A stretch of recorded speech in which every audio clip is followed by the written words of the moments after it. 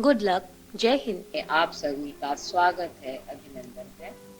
बच्चों, आज हम हिंदी कक्षा में कक्षा 10वीं का पाठ इकाई 6 विधा संस्मरण और पाठ का नाम है मेरे गांव की सुख शांति किसने छीन ली। इसे हम आज पढ़ने जा रहे हैं। इस पाठ के लेखक है पंडित राम नारायण उपाध्याय। बच्चे, संस्मरण विधा से तो आप लोग सभी बच्चे परिचित हैं।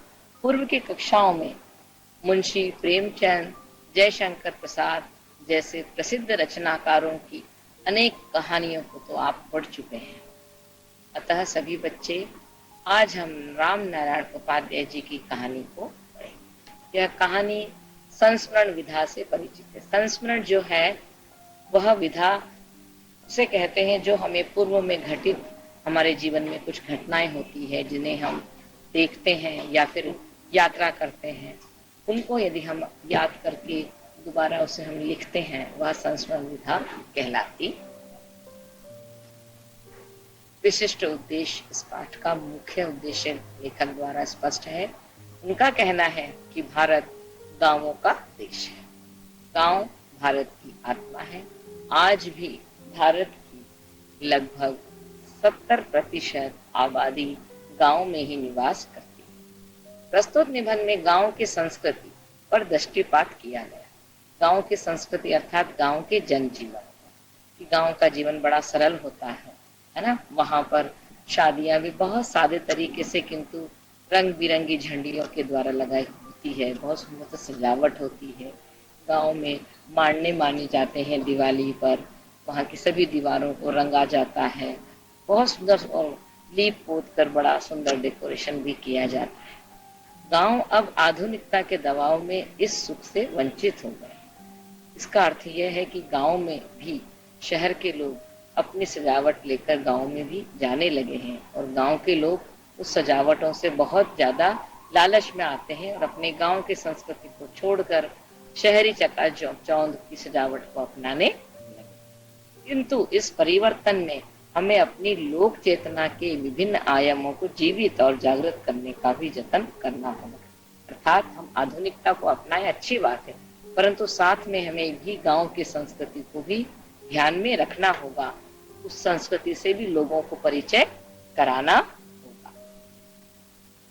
प्रस्तावना: प्रस्तुत निबंध में गांव की संस्कृति पर दृष्टिपात किया गया है। निबंधकार गांव के वर्तमान को लेकर चिंतित है। गांव अपनी पहचान खो रहे हैं। गांवों की पहचान समाप्त होती जा रही। गांव की पहचान समाप्त होने के साथ साथ कहना पड़ रहा है कि भारत माता की पहचान के बिंदु भी धूमिल पड़ रहे हैं। धूमिल अर्थात स्पष्ट दिखाई नहीं हमको दे रहे। गांव और रविन्द्रनाथ जी के गांवों को ही आदर्श मानकर शांति निकेतन और सेवाग्राम की आपने स्थापना। देखिए, लेखक जी का परिचय आपके समक्ष है। आपका जन्म 20 मई 1918 को कालमुखी खंडवा में हुआ। कालमुखी जो ग्राम है उसी का वर्णन लेखक ने अपने इस विधा में रचना में किया है। इनके पिता का नाम श्री सिद्धनाथ एवं माता का नाम दुर्गा देवी।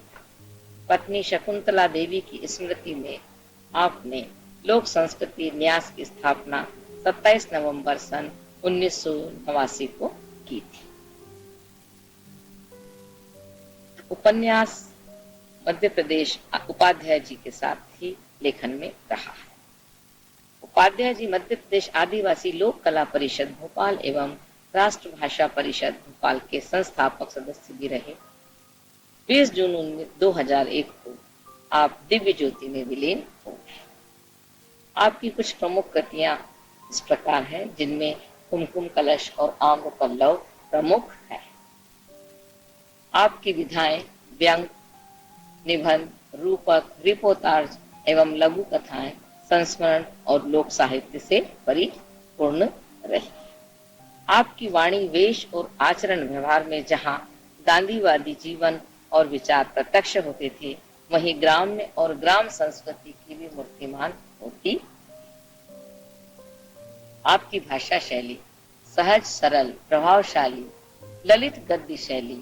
इनके व्यंग्यों के बारे में अज्ञेय जी ने लिखा है कि मधुर व्यंग जो जाड़ों के धाम जैसे स्निग्ध अपने मन में से भर जाए और सुधा सधा हुआ सूक्ष्म स्पर्श जो भाव को जगाए पर चौंकने न दे।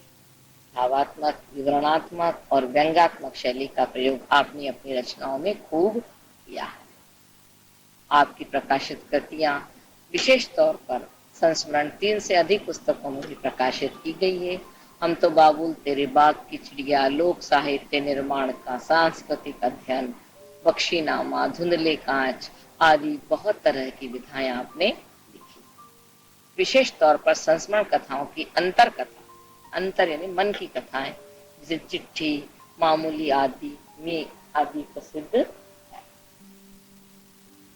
साहित्य में आपका स्थान सादा जीवन उच्च विचार के प्रति मूर्ति के रूप में रहा है।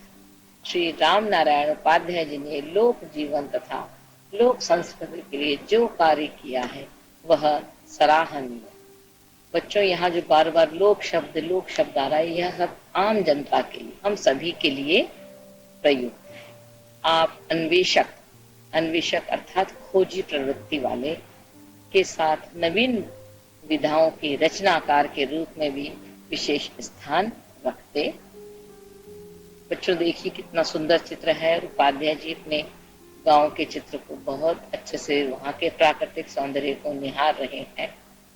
ऐसा लग रहा है कि हम भी उन्हीं के साथ उन्हीं के परिवेश में पहुंच गए। सुंदर चित्र के पश्चात उन्होंने टाइटल दिया है, मेरे गांव की सुख और शांति किसने छीन ली। अर्थात यह गांव कितना शांतिमय लग रहा है, किंतु आज यहाँ से सभी चीजें छीन ली गई। प्रश्न वो बार बार इंगित करने की किसने छीन ली। छीन तो ली है, पर किसने छीन ली है, आइए इसे विस्तृत जानते हैं। ये देखिए और स्पष्ट चित्र आपके समक्ष, बड़ा सुंदर है। छोटी सी झोपड़ियां बनी है, पत्थर है, पूरा प्रकृति का नैसर्गिक सौंदर्य देखिए। इस पाठ का विशेष रूप से सारांश, लोक जीवन से निकट से जुड़े राम नारायण उपाध्याय द्वारा लिखित मेरे गांव की सुख और शांति किसने छीनी निबंध में ग्रामीण जीवन की वर्तमान स्थिति का मार्मिक अंकन किया। जो गांव गांधी, टैगोर और कवियों के आकर्षण केंद्र हुआ करते, जो गांव गांधी, टैगोर और कवियों के आकर्षण का केंद्र थे, अब उनकी सुख और शांति पता नहीं कहां चली। वहां की संपन्नता, लोक संस्कृति कहां लुप्त हो गई, जिनमें लोकगीत, लोक कलाएं के कारण सतत रसधारा सुरक्षित रहा करती थी। जहां आस्था और विश्वास जैसे भाव कूट कूट कर भरे थे, वह श्रम और संघर्ष का पक्षधर हुआ करता था। साथ ही गांव में बेरोजगारी अब आ गई है, गांव नीरस हो गए हैं, गांव गरीब हो चुके हैं। क्यों? वैज्ञानिक मार के कारण वह संस्कृति सूख रही है। महंगाई और शोषण ने वहां समृद्धि को समाप्त कर दिया। गांवों के कुम्हार, तेली, बढ़ई आदि के जो कुटीर उद्योग थे, वे आधुनिकता की प्रवाह में बह गए। अब वे सभी मजदूरी करने पर विवश हो गए और इस बाग बगीचे की हरियाली, कोयल की महक, आदिवासियों की बंशी की मधुर ध्वनि पता नहीं कहाँ चली गई। आज का जीवन धुरीहीन हो गया। धुरी अर्थात पृथ्वी जो घूमती रहती है, वह हीन हो गया है, अर्थात रुक गया।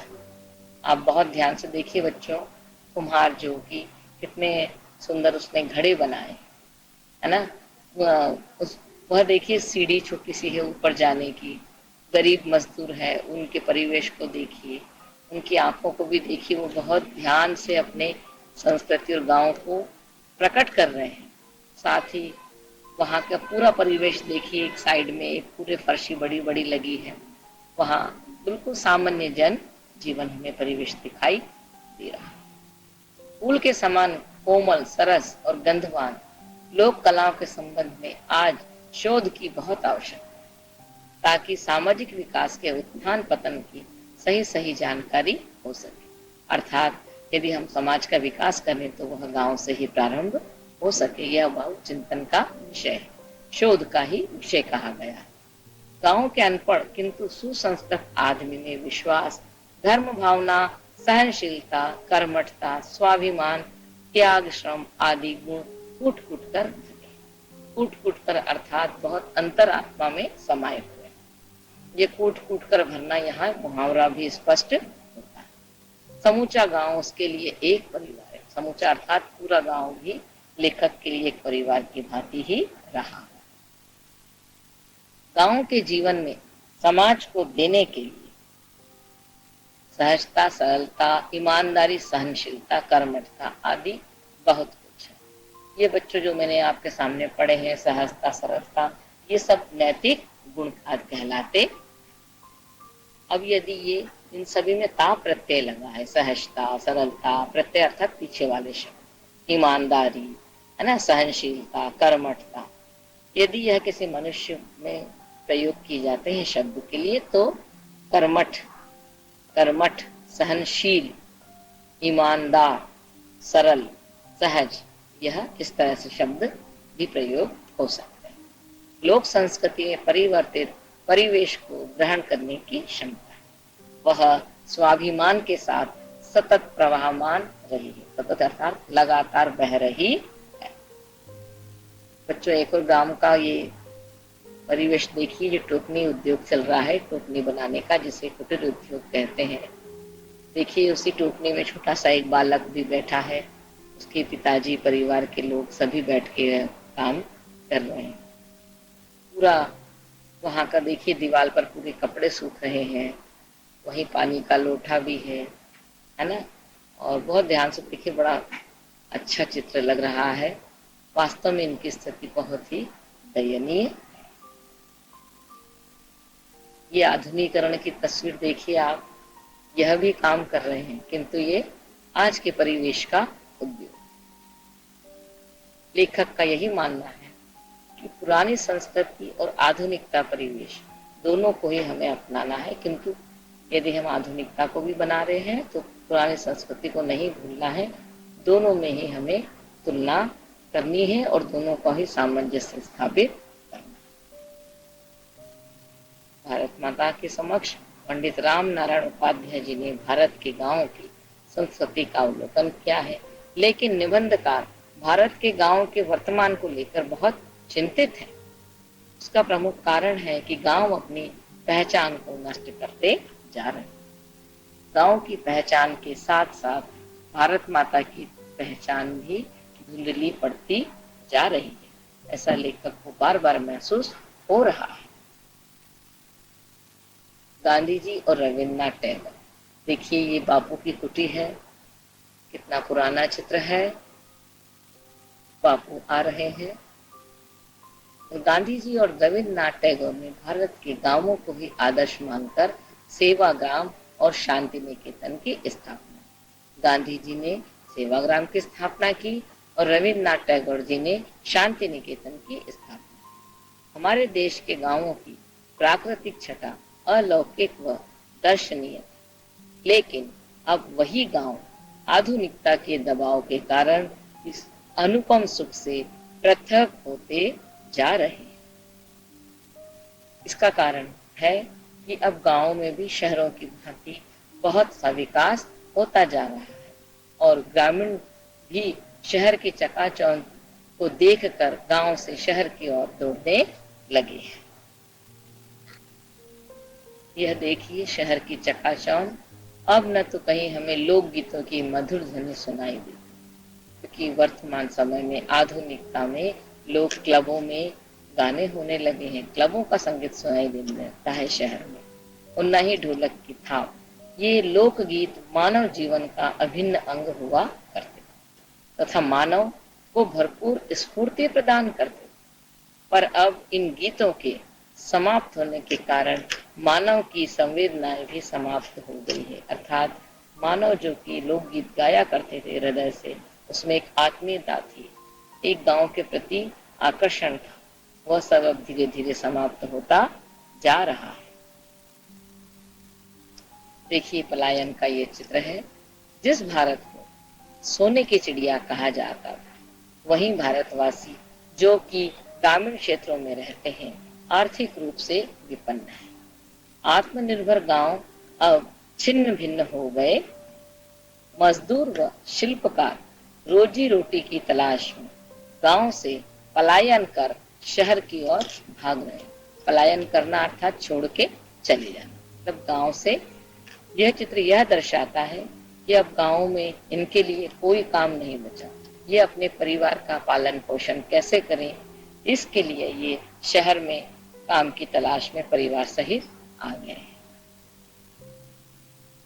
पहले के समय में, पूर्व में गांव के लोग अनपढ़ होते, लेकिन उनमें परस्पर आपस में स्नेह, आस्था, विश्वास और परिश्रम की भावना कूट कूट कर भरी हुई। मेहनत मजदूरी करते थे। वे श्रम और संघर्ष करके भी प्रसन्नता पूर्वक जीवन बिताते थे, क्योंकि वे आत्मनिर्भर थे। ये देखिए यहाँ पर, ये आपके सामने श्रम का पूरा उदाहरण है। देखिए दो ग्रामीण महिलाएं भोजन बना रही है, एक महिला पानी लेके आ रही है। समक्ष आपके सामने देखिए पुरुष खड़े हैं, अपने साथ ऊंट को लेकर काम पर जाने की तलाश में है। उधर सामने भी 3 महिलाएं पानी लेके आ रही हैं और जो पुरुष है वो गाड़ी से ऊंट को लेकर आ रहा है। यह चित्र राजस्थान का के परिवेश का दिखाई पड़ रहा है, क्योंकि राजस्थान में ही ऊंट अधिकतर पाए जाते हैं और महिलाओं के परिवेश से बिल्कुल यह स्पष्ट झलक रहा है। एक और ग्रामीण चित्र आपके समक्ष है। देखिए इस परिवार की स्थिति कितनी खराब है। इनकी रसोई देखिए आप, दीवार भी टूटी है, छत भी टूटी हुई है, फिर भी यह अपने उसमें कितने खुश दिखाई दे रहे हैं। बच्चा बड़ा खुश है, पिताजी भी देख रहे हैं, माताजी कुछ चर्चा कर रही है। उनके बर्तनों को ध्यान से देखिए बच्चों। वास्तव में ग्रामीण जीवन बहुत कष्टमय होता है। आज भी इतिहास इस बात का प्रमाण है कि भारत के गांव खुशहाल थे, लेकिन आज गांव में नीरसता, निर्धनता और अशांति है। निबंधकार का इस निबंध को लिखने का मुख्य उद्देश्य यह है कि लोक चेतना सभी में जागृत। निष्कर्ष, लोक कलाओं पर शोध किए जाने पर बल दिया है। ललित कलाओं का स्वभाव फूल की तरह होता है। वे अपनी जमीन पर अपने मन से खिलती और बढ़ती आई।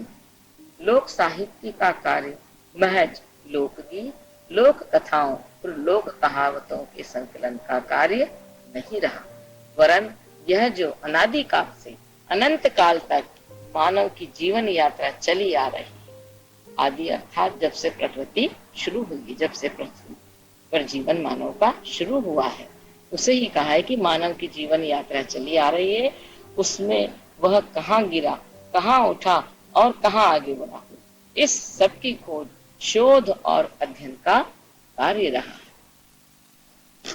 बच्चों देखिए ये लोकगीत, लोक परंपरा, लोक नृत्य इस पूरे ही चित्र में स्पष्ट दिखाई दे रही। कितना सुंदर दृश्य है, कितने अच्छे से सभी लोग नृत्य कर रहे हैं, गा रहे हैं, बजा रहे हैं और सभी महिलाएं भी पीछे बैठ के इस लोक नृत्य का, गीत के इस परिवेश का आनंद उठा रही है। जो अच्छा लग रहा है ना। गद्य खंड के अब पाठ के समक्ष हम चलते हैं कि जिन गांवों ने हिंदी साहित्य को होरी और गोबर जैसे पात्र दिए हैं, जिन गांवों के लिए गांधी और रविन्द्रनाथ टैगोर ने शहरों की समस्त सुविधाओं को त्याग कर शांति निकेतन और सेवाग्राम को अपना कार्यस्थल बनाया, जिन गांवों में रहने के लिए साधारण नागरिक ही नहीं कवियों का मन भी ललचाया था, वे ही गांव आज अशांति के घर हुए जा रहे हैं। और जैसे किसी भी आंख से आंसू गिरे, ऐसे गांवों के आंचल से एक एक घर टूटते ही चले जा रहे हैं। बच्चों कठिन शब्द है। कार्यस्थल, काम काज करने का स्थान, आंचल, परिवेश, वातावरण, इस तरह के और भी कठिन शब्दों को हम लिखकर याद कर सकते हैं। संदर्भ है प्रस्तुत गद्यांश मेरे गांव की सुख और शांति किसने छीनी, शीर्षक पाठ से लिया गया है। इसके लेखक श्री रामनारायण उपाध्याय। संदर्भ में पाठ का नाम और कवि का नाम अंकित रहता है। यदि कोई और भी हमें गद्यांश व्याख्या करने के लिए परीक्षा में आता है तो संदर्भ देंगे, हम उसमें दो बात अवश्य लिखेंगे, पाठ का नाम और लेखक का नाम। प्रसंग, इसमें लेखक की चिंता यह है कि पहले तो गांव में सुख और शांति के भंडार हुआ करते और सभी लोग गांवों की ओर ही देखा करते थे। गांव में घूमने जाना बड़ा ही एक अच्छे आनंद का विषय हुआ करता था, परंतु आज वे सभी समस्याओं के घर बनते जा रहे हैं, अर्थात गांव में बहुत सारी समस्याएं देखने को मिल रही है। व्याख्या, लेखक श्री राम नारायण उपाध्याय जी कहते हैं कि जिन गांवों में प्रेमचंद जी के प्रसिद्ध उपन्यास गोदान में होरी और गोबर का चित्रण किया गया था, ये दोनों पात्र प्रेमचंद जी के उपन्यास के हैं, होरी और गोबर, तथा जिन गांवों में गांधी और टैगोर को शहरों की सभी सुख सुविधाएं त्याग कर लोगों को अपनी कर्म भूमि बनाया गया, इन गांवों के प्रति अब साधारण आदमी ही नहीं अपितु पंत जैसे महान कवियों का मन भी ललचाया करता था। वे भी आज गांव की सुख शांति से रहित होकर अशांति के घर क्यों बनते जा रहे हैं। जिस प्रकार किसी आंख से आंसू टप टप गिरते जाते हैं, उसी प्रकार गांव के आंचल से एक एक करके घर टूटते जा रहे। विशेष लेखक को गांवों की वर्तमान दशा से हार्दिक दुख होता है। भाषा सहज एवं सरल है, साथ ही खड़ी बोली का भी प्रयोग किया गया। यहाँ पे टप टप गिरना अर्थात पुनरावृत्ति प्रकाश अलंकार भी वाक्य में प्रयोग होता है। कभी कभी अलंकार पंक्तियों में भी गद्य की दिखाई देता है। बच्चों कुछ ग्रह कार्य भी दिए हैं, इसमें इस निम्नलिखित शब्दों की संधि विच्छेद करिए। रविंद्र, निरक्षर, संग्रहालय, सज्जन और समास विग्रह प्रश्न है। कार्यस्थल, कार्य का स्थल, रस धारा, रस की धारा, श्वास प्रश्वास, प्रवास, श्वास और प्रवास, लोक संस्कृति, लोक की संस्कृति। बच्चों, इसके साथ ही मैं आपको कुछ दीर्घ उत्तरीय प्रश्न और इसके बारे में भी चर्चा करना चाहूंगी, जो आपको अपनी पाठ्य पुस्तक की पेज क्रमांक 133 पर दिए गए हैं। इन अभ्यासों का भी आपको अभ्यास करना है। सबसे पहले प्रश्न है हमारा लघु उत्तरी, गांधी जी द्वारा स्थापित आश्रम का नाम लिखिए। लोक संस्कृति का जन्म कहाँ हुआ था? लेखक ने संगीत का जन्म किससे माना है? लेखक ने संगीत का जन्म श्रम से माना है। ललित कलाओं का स्वभाव फूल की तरह होता है। ग्रामीण समूचे गांव को किस रूप में मानता आया है? ग्रामीण से तात्पर्य यहाँ एक ग्रामीण व्यक्ति, एक व्यक्ति ग्रामीण समूचे गांव को एक परिवार के रूप में मानता आया है। दीर्घोत्तरी प्रश्न है पाठ्य पुस्तक में निहित कि लेखक समाज से किन प्रश्नों को पूछना चाहता है। पहला प्रश्न, लोक की जीवन रस धारा को किसने और कहां सुरक्षित रखा है? अंधेरे को सुहावने प्रभात में कौन कैसे परिवर्तित करता है? गांव के समृद्ध किसान की स्थिति अब कैसी हो गई? श्रम से किसका जन्म होना प्रतीत होता है? इस तरह के जो सभी प्रश्न दिए गए हैं भाषा अध्ययन और अभ्यास के तहत, उन्हें हमें तैयारी के साथ परीक्षा में बैठ जाना है देने के लिए। निश्चित है कि इस तरह के जो प्रश्न इस पाठ में, बहुत सरल पाठ है, सरल विधा है, आपको दिक्कत नहीं आएगी। साथ ही आप अपने यदि किसी भी अंश की आपको परेशानी आती है, जैसे इसमें इस पाठ से गद्यांश अवश्य आते हैं अर्थ करने के लिए, खास करके दो गद्यांश इसमें बहुत ही महत्वपूर्ण है, जिसमें पहला गद्यांश है कि ललित कलाओं का स्वभाव फूल की तरह होता है, वे जमीन में मन से खिलती और बढ़ती आई है ना। यह जो गद्यांश की पंक्तियां हैं पूरी 5 पंक्तियां, इसका अंतिम पंक्ति है कि इस सब की खोज शोध और अध्ययन का कार्य है। इसी प्रकार से एक गद्यांश और है जो परीक्षा में सामान्य तौर पर आता है कि गांव का आदमी भले ही निरक्षर हो लेकिन सुसंस्कृत रहता है।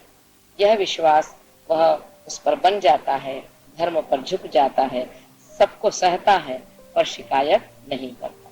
यह भी गद्यांश कम से कम 7 पंक्तियों का दिया है। इसकी अंतिम पंक्ति है कि विभिन्न जातियों, मतों और वर्गों में बटे होने पर भी वह समूचे गांव को एक परिवार मानता आया है। तीसरा गद्यांश है परीक्षा के तहत कि बदलते हुए समय में लोक संस्कृति के बदलते हुए रूप को इनकार नहीं किया जा सकता। लोक साहित्य में युग के अनुकूल अपने को ढालने की तथा नए युग का मार्गदर्शन एक अपूर्ण क्षमता होती है। चुनौती के सामने सिर झुकाना लोक का स्वभाव नहीं है। गंगा तो युग युग से प्रवाहमान रही है। बच्चों, ये मैंने 3 अभी आपके समक्ष गद्यांशों को पढ़ा है। आप इनका अभ्यास अपने शिक्षक सहायता से कर सकते हैं। वैसे तो ये सरल है, आप भी यदि कोशिश करेंगे तो आप भी इसका भावार्थ लिख सकेंगे। इसके साथ ही आज हमारी हिंदी की कक्षा यही समाप्त होती है। आशा है आपको आज हमारी कक्षा में पढ़ने में आनंद आया होगा।